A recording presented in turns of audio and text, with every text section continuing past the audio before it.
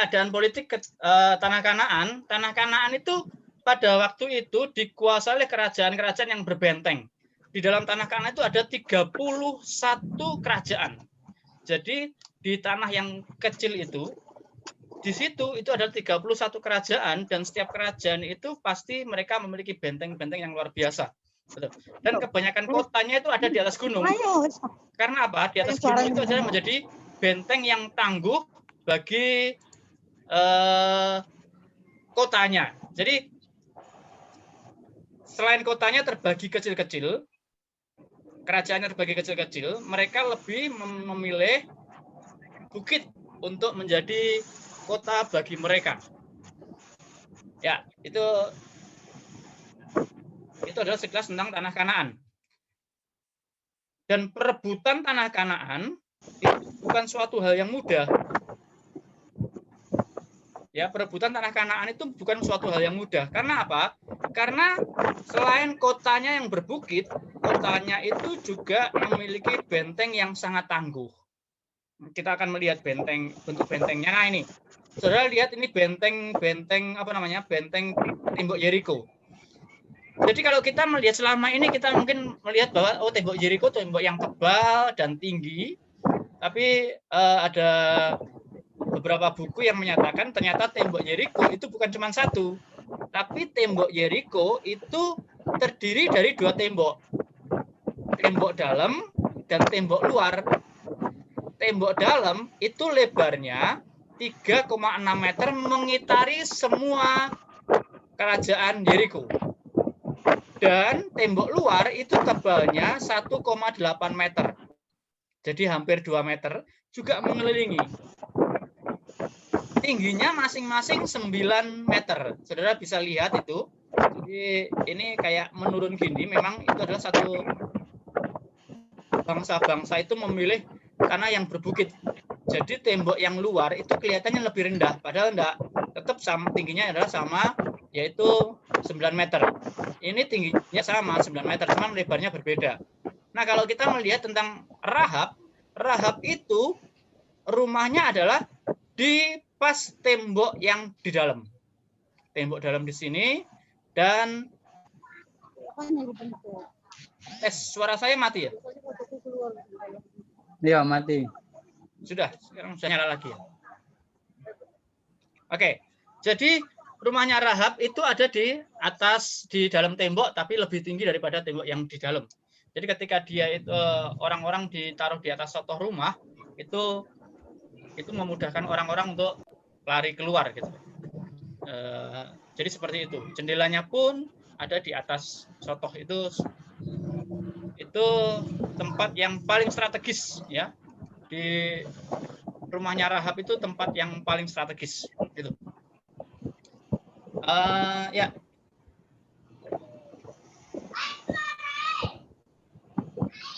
Untuk budaya-budaya, jadi agama pada waktu itu adalah politeisme.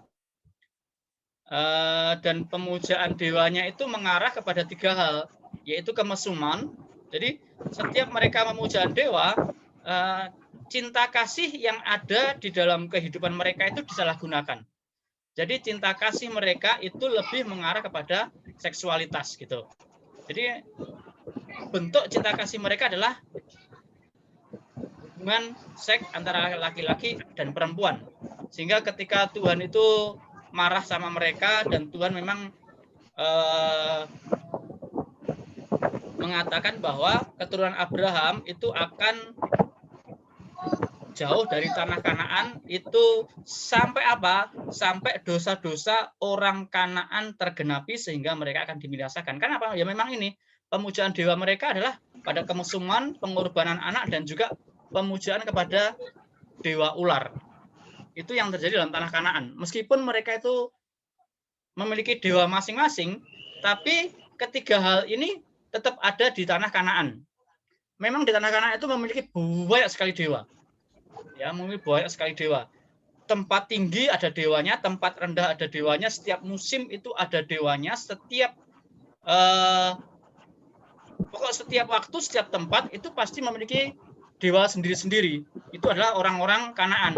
Tetapi setiap pemujaan dewa itu merujuk kepada kemesuman, pengorbanan, pemujaan dewa ular. 3 hal itu. Dan itu sangat menyakitkan hati. Kita melihat kunci kemenangan Yosua itu ada 3.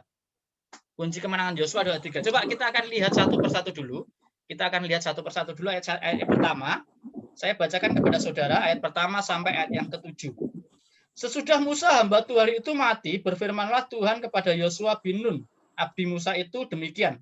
Hambaku Musa telah mati, sebab itu bersiaplah sekarang, seberangilah sungai Yordan ini, engkau dan seluruh bangsa ini menuju negeri yang akan kepada mereka, kepada orang Israel itu. Saudara perhatikan di sini, pertama, ketika Yosua sebagai pemimpin Israel adalah apa? Menyeberang sungai Yordan.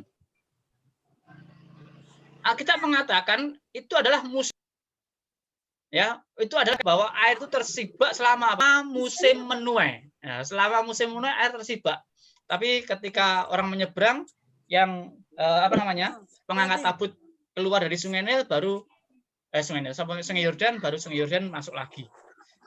Jadi seperti, tapi kita tidak akan membahas itu, tapi kita membahas bagaimana Yosua itu diberi satu perintah untuk mengingatkan Musa menyeberangi Laut Teberau. Ya, Laut Teberau. Ada perintah yang sama, yaitu dia menyeberangi sungai Yordan, Musa menyeberangi Laut Teberau. Ada satu kesamaan. Ini satu ternyata kenapa sih kok Tuhan itu Yosua menyeberangi sungai Yordan? Jadi gini, dalam peralihan kekuasaan itu pasti Yosua pasti berpikir, bisakah saya itu seperti Musa? Seperti Musa aja lah, saya bisa pandai. Mungkin juga gereja kita, mungkin Kak Nana sama menjabat sebagai gembala sidang, mungkin juga bisa berikan seperti itu. Ya, generasi yang tua sama generasi yang muda berbeda. Tapi kayaknya semua generasinya di bawah Yosua semua. Jadi mereka tahu sepak terjang Yosua. Generasi yang lebih tua pasti menganggap apa? Menganggap biyen lo, Nana iku tak omong. Biyen lo. Lah, seperti itu. Itu setiap generasi orang-orang seperti itu. Jadi itu kendala ada di dalam setiap. Karena apa? Mereka melihat ke depan, mereka melihat masa lalunya. Wah, biyen lo arek ngene, biyen lo gini. Orang-orang pun juga mungkin juga demikian. Yosua kan abdinya Musa, hambanya Musa. Kenapa enggak Gersom yang anaknya Musa yang diangkat? Kenapa Yosua? Kenapa enggak Kaleb yang berani berperang? Kenapa kok Yosua yang tinggalnya hanya di kemah saja, yang pendiam, kalau enggak Musa suruh mereka enggak jalan? Mereka seperti itu. Yosua ada kreativitasnya enggak seperti Kaleb. Mungkin mereka seperti itu, mungkin. Persiapan Yosua apa? Dia mengkunci orang Israel ketika mau keluar dari tanah Kanaan, dari tanah Mesir, masuk ke tanah Kanaan, dikopi, disamakan. Supaya apa? Supaya orang memang Yosua lah yang gitu. Ya, Yosua yang dipilih oleh Tuhan. Kita melihat bagaimana ketika keluar dari tanah Kanaan ada sekitar beberapa puluh ribu, lebih sedikit, tapi berbeda beberapa puluh ribu itu. Perbedaannya enggak terlalu lah, karena soalnya kan 2,6 juta, gitu. 2,6 juta. Jadi perbedaan sedikit mungkin enggak terlalu kelihatan, tapi yang jelas masih banyak gitu. Nah, ayat yang ketiga, setiap tempat yang akan diinjak oleh telapak kakimu, kuberikan kepada kamu, seperti telah kujanjikan kepada Musa. Nah, ada peneguhan janji. Ya, ada peneguhan janji. Setiap tempat yang dipijak oleh Yosua itu diberikan kepada Yosua. Berjanji, pokoknya setiap apa yang kamu itu menjadi kuasamu. Luar biasa, saudara gitu. Apa yang kamu doakan, apa yang kamu kerjakan, aku jamin pasti saudara mendapat ini. Saudara kan pasti lebih luar biasa lagi. Karena tidak ada keraguan. Wah, ini pasti berhasil. Support yang luar biasa yang pada Yosua. Demikian juga dalam kehidupan kita, tanpa jaminan Tuhan, kehidupan kerohanian kita ya hambar-hambar saja. Mungkin kita akan berjuang sungguh-sungguh, akhirnya tidak akan terarah. Tetapi ketika tiap kaki yang kamu injak milikmu, dia memiliki strategi tertentu untuk masuk ke dalam tanah Kanaan dan dia tahu jalurnya kemana saja ketika dia masuk tanah Kanaan. Kita akan nanti melihat bagaimana sih jalurnya Yosua, dan memang sistematis sekali dia jalurnya Yosua itu. Saudara bayangkan 31 kerajaan di tanah Kanaan. Itu ini sedikit aja, 30. Ayat yang ke-4, dari padang gurun dan gunung Libanon yang sebelah sana sampai ke sungai besar, yakni sungai Efrat, seluruh tanah orang Het sampai ke laut besar di seberang matahari terbenam, semuanya akan menjadi daerahmu. Ya, dapat bertahan kau. Seperti aku menyertaimu, demikianlah aku akan menyertai engkau. Aku akan engkau dan tidak akan meninggalkan engkau. Jaminan Tuhan. Jaminan Tuhan. Perhatikan ini, seorang pun tidak akan dapat tahan menghadapi engkau. Jadi saudara-saudara, jadi begini, Yosua itu ketika masuk tanah Kanaan, penduduk negeri sana mendengarkan itu menjadi ketakutan tersendiri buat mereka. Buktinya Yeriko itu, kota Yeriko, ketika Rahab bertemu dengan mata-mata itu, jadi Rahab berkata, seluruh kota kami tahu bahwa negeri diberikan kepadamu dan kami takutan. Jadi baru itu mereka sangat takut. Nah itulah, itu sesuatu yang Tuhan berikan kepada Yosua. Dikatakan seorang pun tidak akan dapat bertahan menghadapi engkau seumur hidupmu. Nah, seandainya saudara menjadi Yosua, jadi orang dengar nama saudara itu sudah ngeri gitu. Orang dengar nama saudara itu sudah memiliki rasa bayangkan kalau saudara memiliki kepentingan seperti ini. Oh siapa sih? Wah siapa ini? Si A, si B, si C. Wah iya. Tuhan yang kasih jaminan Tuhan. Ya, yang kasih jaminan itu Tuhan. Mungkin di mata masyarakatnya orang Israel ya Yosua itu menerusnya Musa. Tapi di mata orang lain itu Yosua buat mereka.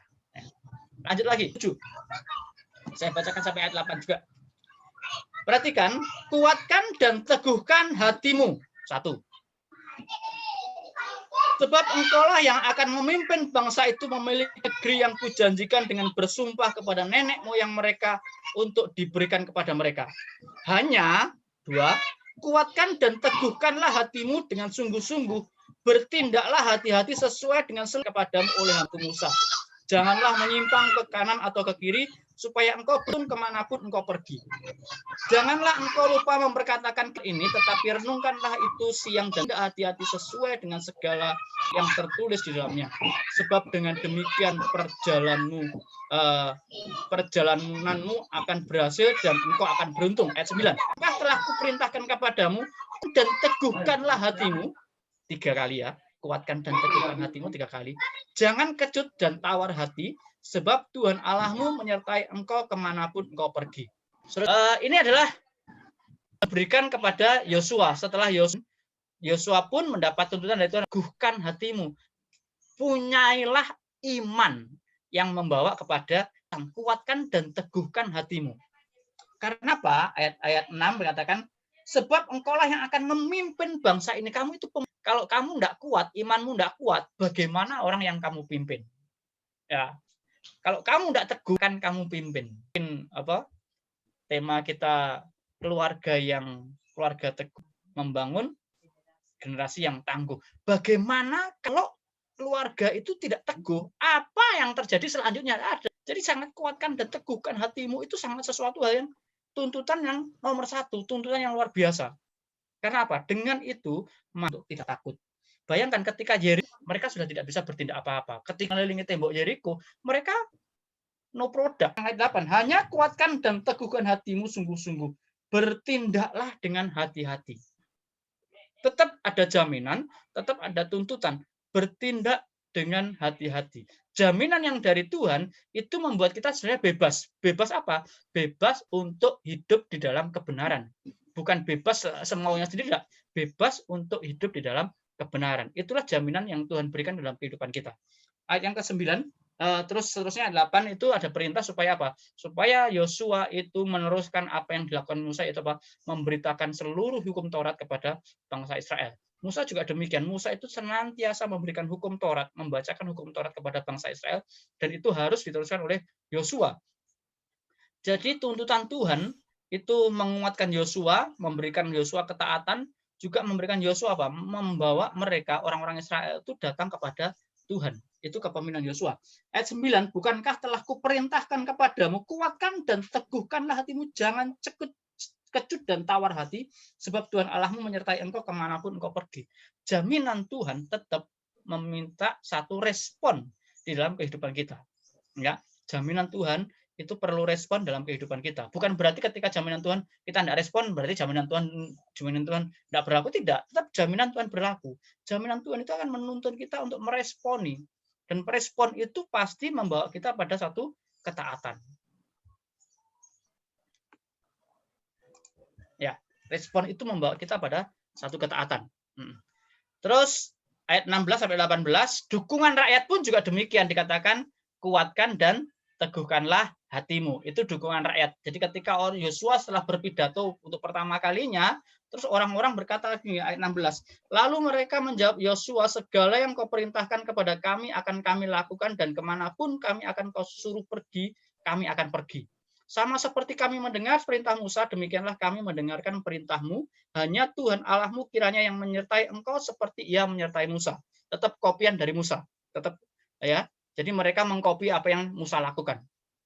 Setiap orang yang menentang perintahmu tidak akan dan tidak mendengar perkataanmu, apapun yang kau perintahkan kepadanya, dia akan dihukum mati. Hanya kuatkan dan teguhkanlah hatimu. Ada satu peneguhan dari rakyat, dukungan dari rakyat, teguhkan dan kuatkan hatimu. Itu tetap diulang-ulang. Jadi itu menjadi satu kekuatan Yosua. Jadi selain jaminan dari Tuhan dan dia meresponi jaminan itu, dan juga dari dukungan rakyat. Itulah kepemimpinan. Ya, kita tahu bahwa gereja kita mau tidak mau sebentar lagi kepemimpinan akan berganti. Ya, kepemimpinan akan berganti. Nah, kepemimpinan sekarang sama kepemimpinan dulu jelas berbeda. Ya, kepemimpinan sekarang sama yang dulu jelas berbeda. Mungkin orang lebih suka kepada kepemimpinan yang dulu karena apa? Sudah kebiasaannya seperti itu. Nah, mungkin kepemimpinan yang itu membuat orang tidak akan siap untuk menerima kepemimpinan yang selanjutnya. Tapi satu hal yang harus kita tahu bahwa ya ada jawab gereja itu ada karena Tuhan. Jadi pasti ada jaminan yang dari Tuhan. Tip kepada iman, yang bentuknya iman dan menuntut ada ketaatan dari setiap jemaat harus ada. Karena apa? Kita tahu bahwa pemimpin yang dipilih Tuhan dalam kehidupan gereja kita itu pasti dari Tuhan, ya, itu pasti dari Tuhan. Karakternya berbeda boleh, ya. Yosua sama Musa karakternya berbeda, sama sekali berbeda. Musa itu orang dikatakan orang yang paling lembut hatinya. Apakah Yosua bisa selembut Musa? Saya yakin tidak bisa, ya. Saya yakin tidak bisa, ya. Apakah kekuatan Yosua itu sama dengan Musa? Tidak. Musa sampai mati dikatakan apa namanya? Kekuatannya itu tetap umur 120 tahun, itu kekuatannya tetap tidak berkurang. Beda dengan Yosua, dia mengalami masa pensiun. Jadi ada kekuatan yang berkurang, ya. Yosua itu mengalami masa-masa pensiun. Oke, inilah ini yang saya katakan tadi, apa namanya? Ini strategi Yosua. Ketika dia masuk ke tanah Kanaan, itu tidak melalui jalur utama. Jalur utama itu ada di sini, di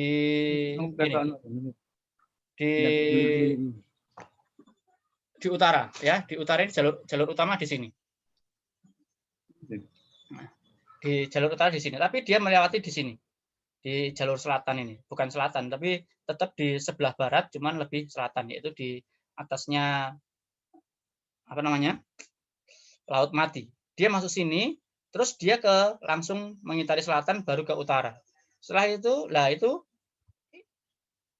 ke utara. Jadi ini adalah kerajaan-kerajaan yang besar-besar, kecuali Ai yang kita tahu kecil. Ya, kerajaan yang besar-besar. Ketika kerajaan yang besar, yang terbesar Jericho sudah takluk, maka semua bisa ditaklukkan dengan lebih baik lagi, lebih mudah lagi. Jadi penaklukannya seperti itu.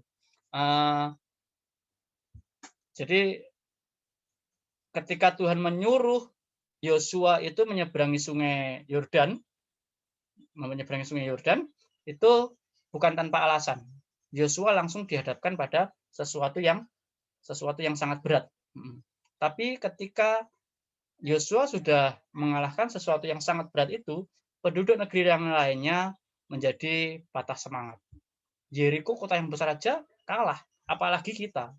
Kalahnya dengan apa? Hanya dengan dikitari tok. Hanya dengan dikelilingi saja. Maka temboknya kalah. Nah, itu bukan tanpa sebab ketika Tuhan menyuruh Yosua masuk dan menghadapi sesuatu yang sangat-sangat besar. Demikian juga di dalam kehidupan kita. Bukan tanpa alasan saudara diperhadapkan pada masalah-masalah yang besar. Karena apa? Di balik itu semua masih ada masalah, tetapi masalah yang besar sudah terlampaui. Jadi ketika saudara kita semua menghadapi masalah yang besar, tidak perlu takut. Tapi balik lagi, ada jaminan Tuhan, ada iman, ada dukungan. Jadi setiap masalah pun juga demikian, ada jaminan Tuhan, ada juga iman kita, ada juga orang-orang di sekitar kita yang akan membantu kita untuk menyelesaikan setiap permasalahan-permasalahan. Jadi kita harus kembali fokus kita dalam setiap hal itu tetap berfokus kepada Tuhan. Karena apa? Ada jaminan yang dari Tuhan. Itu yang harus kita percayai. Ya. Dan ketika Yosua sudah mengalahkan Yeriko, kita tahu Ai kota yang paling kecil, tetapi ketika dia tidaklah. Kenapa Yosua tidak bisa mengalahkan Ai? Karena dia tidak menuruti kata Tuhan ketika dia masuk ke dalam mengalahkan kota Ai. Selain karena dosa akan, tapi juga karena Yosua tidak meminta petunjuk kepada Tuhan. Tetapi pada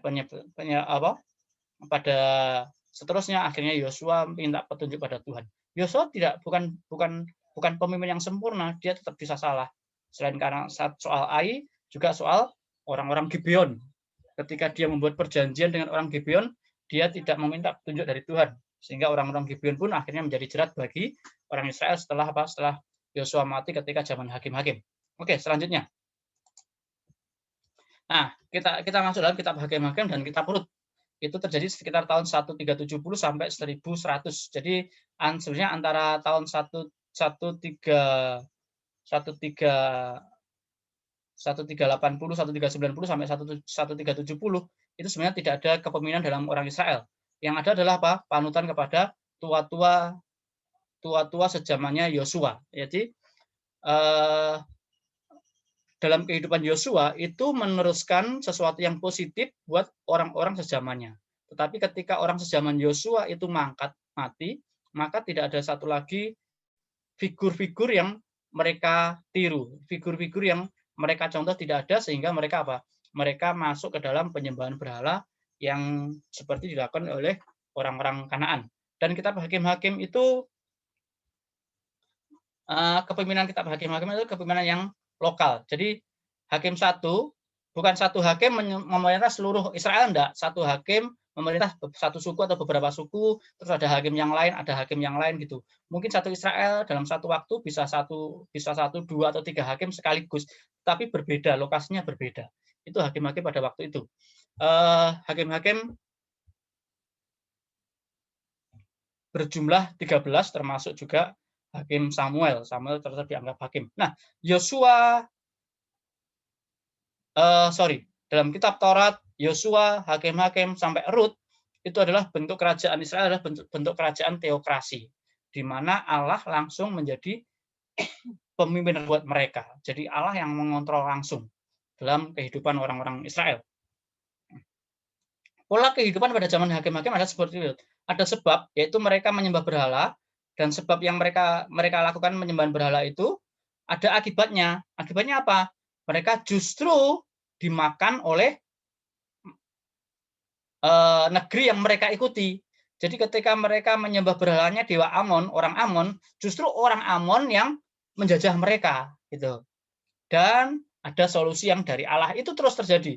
Jadi mereka berdosa, mereka menyembah berhala, dan berhala negeri mana yang mereka sembah itu akhirnya justru mengikat mereka, dan solusinya tetap dari Allah. Itu yang terjadi.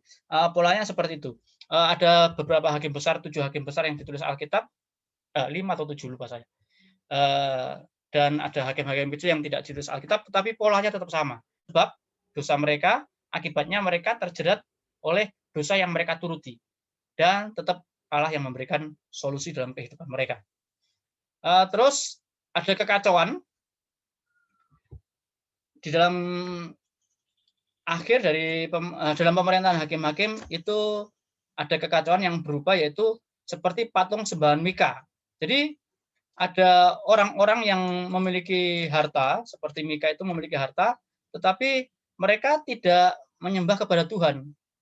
Mereka memiliki terafim dalam rumah mereka, dan Mika itu karena Mika kaya, dia itu meminta seorang Lewi untuk menjadi imam bagi keluarga mereka.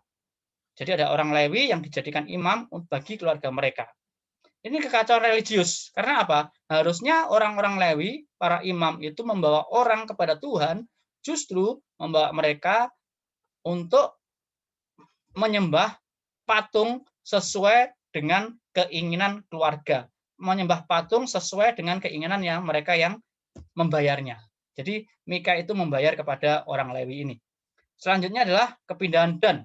Jadi Dan mencari tempat dan akhirnya menemukan Mika ini, dan patung sembahannya akhirnya dirampas. Orang Lewi ini pun juga akhirnya dirampas. Ketika orang Lewi tidak mau, dikatakan, kamu lebih baik pilih mana? Kamu menjadi imam bagi satu keluarga atau satu suku? Wah, daripada satu keluarga, ya lebih satu suku, lebih keren, lebih hebat, lebih. Jadi akhirnya pun imam juga demikian, membawa suku Dan untuk tidak percaya kepada Allah. Dan kalau kita lihat kitab Wahyu, ternyata suku Dan tidak tercatat dalam kitab Wahyu. Ada perang saudara, yaitu suku Binyamin, suku yang paling kecil dengan suku-suku lain Israel, dan itu kekacauan identitas. Itu adalah mutilasi yang pertama kali terjadi, mutilasi ketika orang-orang Binyamin itu memperkosa gundik seseorang, dan akhirnya gundik itu mati, dan untuk membalasannya maka mayat gundik itu dipotong-potong, akhirnya diberikan kepada seluruh suku Israel, dan seluruh Israel bersatu untuk menghancurkan Binyamin. Dan akhirnya hanya ada beberapa orang Binyamin saja yang hidup, dan mereka kesulitan mencari pasangan, dan akhirnya orang-orang Israel pun juga mencarikan orang-orang Binyamin pasangan. Itu ada satu kekacauan identitas. Jadi ketika mereka tidak lagi datang kepada Tuhan, maka yang pertama kekacauan religius, jadi penyembahan mereka kacau, kehidupan rohani kita kacau, terus mereka juga tidak tahu pusaka yang harus diberikan, yang harus mereka terima, mereka juga tidak tahu, identitasnya mereka pun juga tidak tahu. Dan Rut itu adalah satu bentuk kekacauan manajemen di dalam kehidupan orang Israel. Jadi kita tahu bahwa Naomi dan keluarganya itu berasal dari Bethlehem, kota roti. Harusnya itu kota yang makmur, tetapi karena manajemennya berkeliru, akhirnya justru mereka pindah ke kota Moab. Kota Moab, di sana mereka berharap akan berhasil, ternyata justru tidak. Ada satu kekacauan manajemen di situ. Jadi dampak-dampak dari dosa itu seperti itu.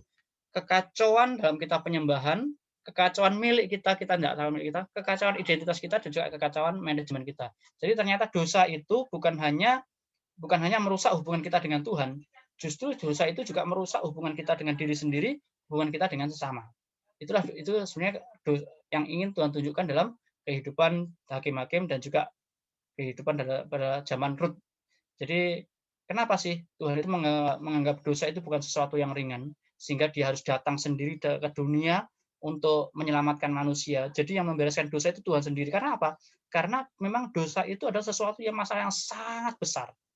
Ya, sangat besar. Tadi, kekacauan religius, kekacauan milik pusaka, kekacauan identitas, kekacauan manajemen. Tidak ada yang baik yang dihasilkan oleh dosa. Jadi kita bersyukur punya Tuhan Yesus. Karena apa? Dia sendiri yang turun untuk menyelesaikan dosa-dosa kita. Karena tanpa Tuhan tidak ada yang bisa menyelesaikan dosa-dosa.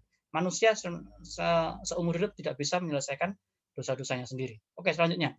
Nah, terus itu adalah tadi sekarang masa peralihan maksudnya apa? Dari sistem teokrasi menjadi sistem monarki.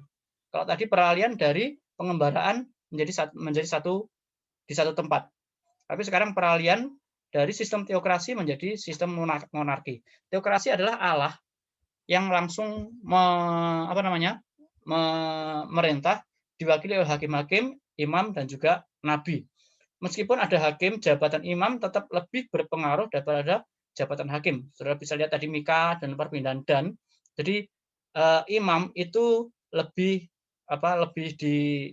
disegani, ya. Imam itu lebih disegani. Dari hakim terus ke Imam Eli ke Samuel. Kita tahu juga Imam Eli itu juga memiliki wewenang gitu. Imam Eli memiliki wewenang. Samuel juga demikian. Jabatan Samuel itu apa sih? Jabatan Samuel hakim. Apakah dia imam? Ya memang dari kecil dia sudah sudah dididik untuk menjadi imam, meskipun harusnya dia tidak boleh menjadi imam. Tidak boleh menjadi imam. Dia juga seorang nabi, ya. Buktinya apa dia seorang nabi? Nah, dia boleh mempersembahkan korban, ya. Itu nabi kan boleh mempersembahkan korban. Jadi seperti itu kehidupan Samuel. Dia hakim, dia imam, dia nabi. Tetapi yang menonjol sebelum monarki, sebelum zaman kerajaan, sebenarnya yang menonjol adalah kepemimpinan para imam. Jadi kepemimpinan para imam itu yang menonjol. Ketika zaman kerajaan mulai Saul itu yang menonjol adalah Saul sampai Sedekia, itu yang menonjol adalah kepemimpinan para raja. Setelah Sedekia, orang Israel dalam pembuangan, yang menonjol adalah kepemimpinan para nabi, ya, kepemimpinan para nabi. Sebenarnya bukan pada Sedekia, ketika kerajaan sudah mulai turun, maka yang menonjol adalah kepemimpinan para nabi. Jadi bukan ketika Sedekia sudah selesai, enggak. Jadi sebelum Sedekia pun zamannya beberapa puluh tahun, beberapa dekade sebelum Sedekia, itu para nabi sudah mulai unggul. Yaitu kapan? Ketika raja-raja sudah tidak lagi percaya kepada Tuhan, maka yang mengambil alih kepemimpinan, bukan kepemimpinan secara legal, pengaruh kepemimpinan itu adalah nabi-nabi. Oke. Makanya Yesus itu datang sebagai imam, raja, dan nabi. Imam itu kegagalannya ketika orang Israel pengen jadi raja. Raja kegagalannya apa? Ketika orang Israel sudah mulai jatuh. Setelah Salomo kerajaan terpisah jadi dua, maka kerajaan Israel mulai jatuh, dan itu digantikan oleh peran nabi-nabi. Nabi-nabi ini pun berhenti sekitar 400 sebelum Masehi ketika orang Israel sudah masuk dalam tanah Kanaan. Dan itu tidak akan kekal. Yang kekal adalah jabatan Yesus sebagai Tuhan, sebagai Raja, Imam, dan Nabi. Itu yang kekal. Nah, kisah besar dalam 1 Samuel itu adalah Filistin melawan Israel, itu kisah besarnya. Jadi pasti Filistin Israel itu yang paling besar. Padahal ada negara-negara lain. Dan kemurtadan dalam agama dan juga dalam peribadatan, seperti yang dilakukan oleh imam-imam Eli. Itu ada kemurtadan dalam agama dan dalam peribadatan. Hukuman atas penistaan religius yang dilakukan oleh Eli dan anak-anaknya. Terus dilanjutkan kepemimpinan Samuel sebagai hakim, sebagai nabi, juga sebagai imam. Jadi Samuel itu sebagai hakim karena apa? Dia itu kepemimpinan mengelilingi Israel, ya. Dia memiliki pos di Rama, terus dia keliling ke Silo, terus ke mana-mana, terus balik lagi. Demikian juga terus dia balik lagi itu. Nah, peralihan dari teokrasi ke kerajaan adalah simbol dari penolakan Allah. Jadi ketika orang Israel ingin memiliki raja, sebetulnya dia bukan tidak suka kepada Samuel, tetapi dia lebih tidak taat kepada Allah. Dia ingin taat kepada raja. Karena sesuai dengan budaya orang-orang Kanaan, raja itu adalah simbol dari keilahian. Ya, raja itu keilahian, simbol dari keilahian. Jadi menyembah raja samanya dengan menyembah Allah pada waktu itu. Taat kepada raja disamakan dengan taat kepada Allah. Orang Israel kan katakan, kita pengen memiliki raja seperti bangsa-bangsa lain. Jadi mereka patokannya adalah bangsa lain, bangsa-bangsa sekitar mereka. Karena mereka memandang bahwa raja itu bisa penentu, sehingga raja itu bisa memimpin mereka dalam perang. Sedangkan mereka tidak punya raja, siapa yang memimpin gitu. Padahal Tuhan sudah mengangkat kepemimpinan melalui hakim-hakim, melalui nabi, melalui imam. Ya. Toh mereka tidak puas, mereka tetap menolak. Jadi penolakan mereka bukan penolakan kepada Samuel, tapi penolakan kepada Allah. sebagai raja tertinggi bagi mereka. Ya, mereka juga salah satu mereka ingin raja karena apa? Ternyata Samuel itu gagal dalam membina keluarga. Samuel itu tidak bisa meneruskan anak yang cinta Tuhan. Anak-anak Samuel itu meneruskan menjadi hakim, cuman mereka memandang muka. Jadi mereka lebih mementingkan suap. Ya, anak-anak Samuel itu memilih mementingkan suap.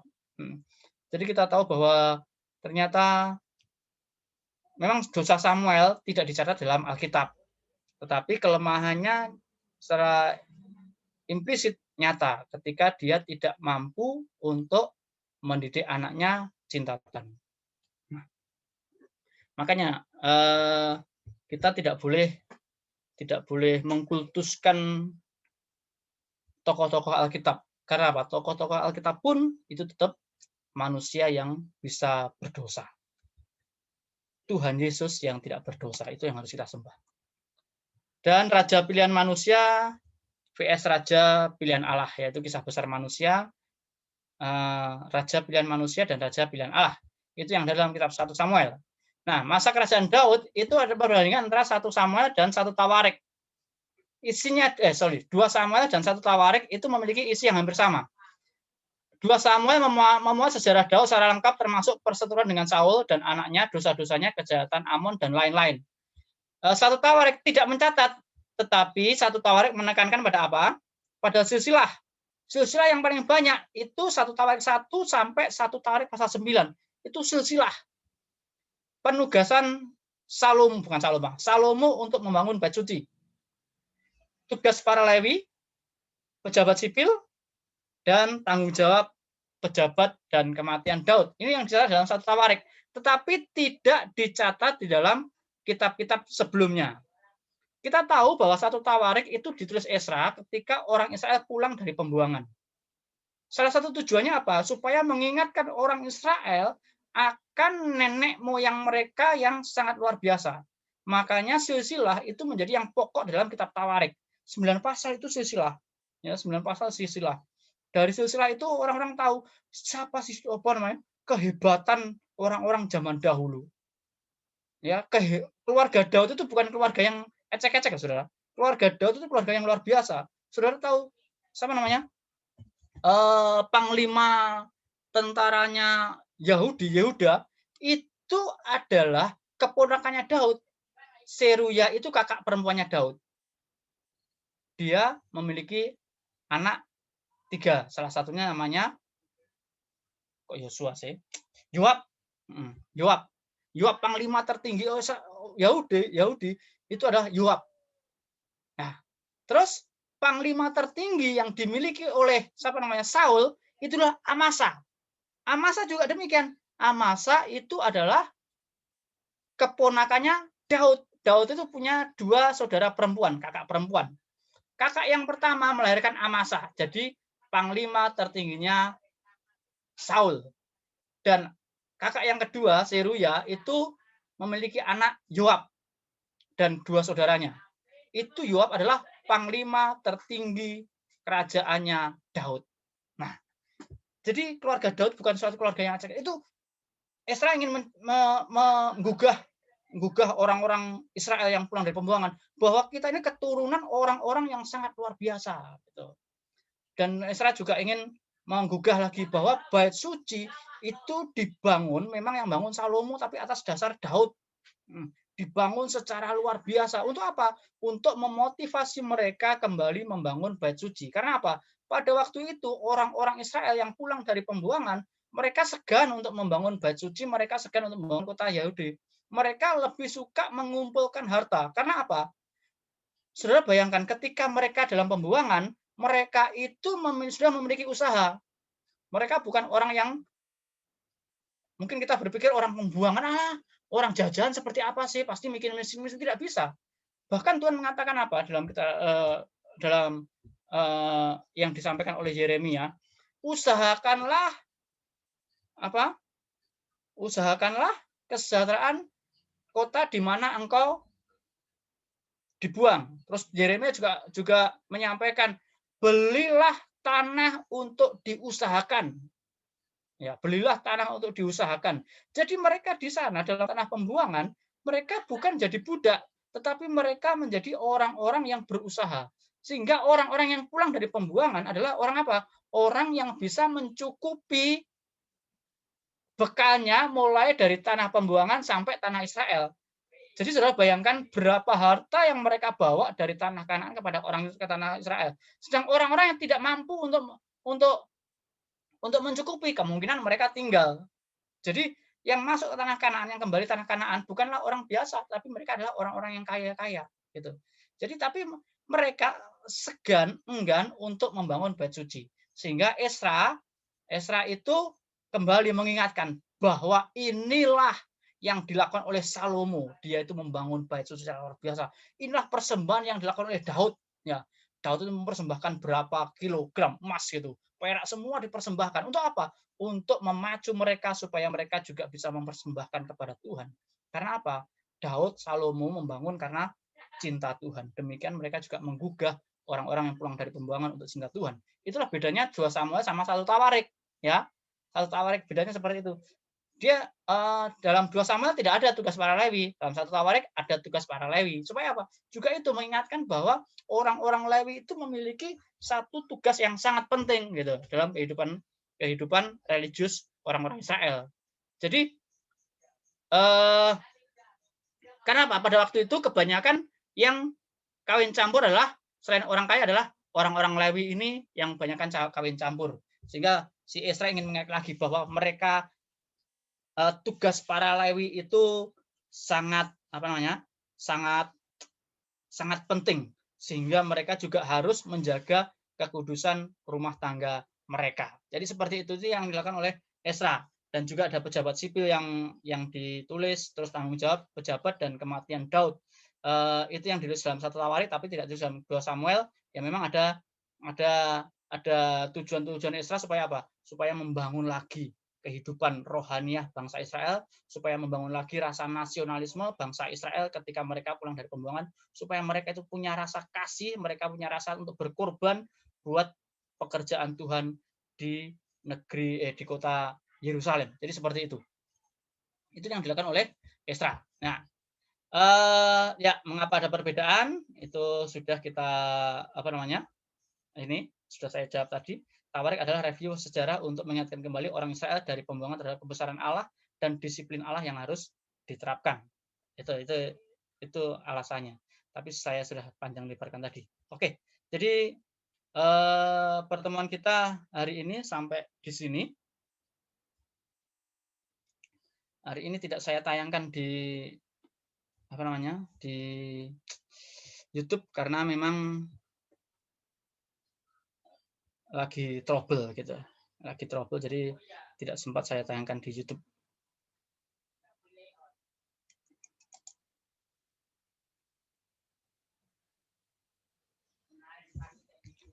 Demikian pembahasan kita hari ini.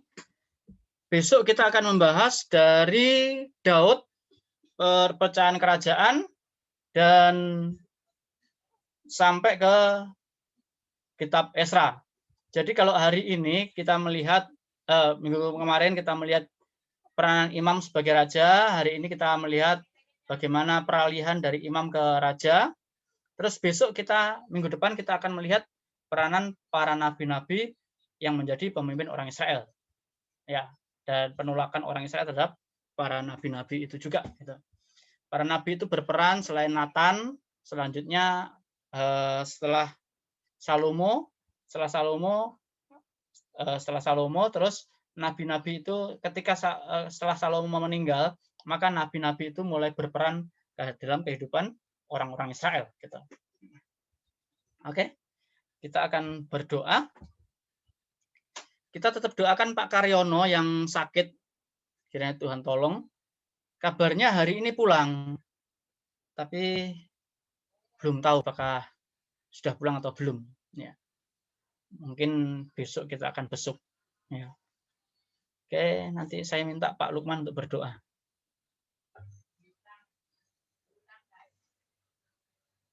Pak Lukman?